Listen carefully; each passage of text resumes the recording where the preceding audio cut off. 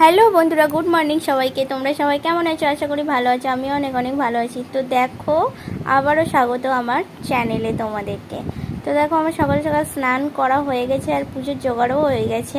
আর এখন বাজতে যাই দেখো 8টা, একটু দেরি হয়ে গেছে। আমার পুজোর জোগাড় সব কমপ্লিট। তো দেখো, এদিকে ফুল তুলে রেখে দিয়েছি আর থালা বাসন সব ধোয়া হয়ে গেছে, ঠাকুরের থালা। এবার শুধু প্রসাদ দেবো আর গোপুসোনাকে চ্যান করাবো। স্নান করালেই ব্যাস আমার পুজোর কাজ কমপ্লিট। তো তোমরা দেখতে থাকো আমার এই পুজোর ছোট্ট মিনি ব্লগটা। আর ভালো লাগলে অবশ্যই সাবস্ক্রাইব করে পাশে থেকে আর লাইক কমেন্ট করো, আমাকে একটু ভালোবাসার সাপোর্ট দিও তোমরা।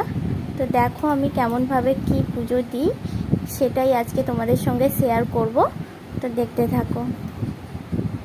তো দেখো, প্রথমেই আমি চন্দন গুলে সব ফুলগুলোতে দিয়ে দিলাম। আর এদিকে দেখো ঠাকুরকে এবারে প্রসাদ দেওয়া হয়ে গেছে। এবার ফুল দিয়ে সাজিয়ে নিচ্ছি সুন্দর করে। আর আমার তো খুবই ভালো লাগে, কত কত ফুল তুলেছি। আরও তুলি, আজকে তেমন একটা তুলিনি, দেরি হয়ে গেছে ওই জন্য। ওই টগর ফুলগুলো আরও অনেক অনেক তুলি। আমার বাবাদের 3-4টে গাছ রয়েছে, ফুল গাছ, সব আমি লাগিয়েছি। তো দেখো আমি ফুল দিয়ে সাজিয়ে নিচ্ছি, তোমরা দেখতে থাকো।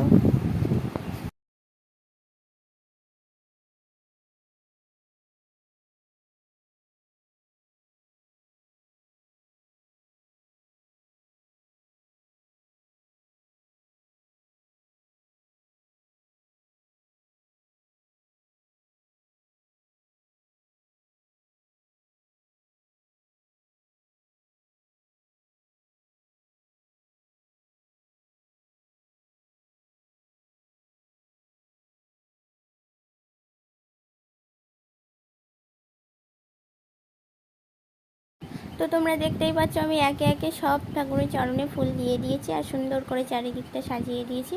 এবার দেখো, গোপালকে আমি চন্দন দিয়ে দিচ্ছি আর আমিও নিজেও চন্দনের তিলক টেনে নিচ্ছি। তো আমি কিন্তু এইভাবেই প্রত্যেক দিন পুজো দিই। তো কিভাবে কি করলে আরও ভালো হয় অবশ্যই কমেন্ট করে জানিও। টাটা।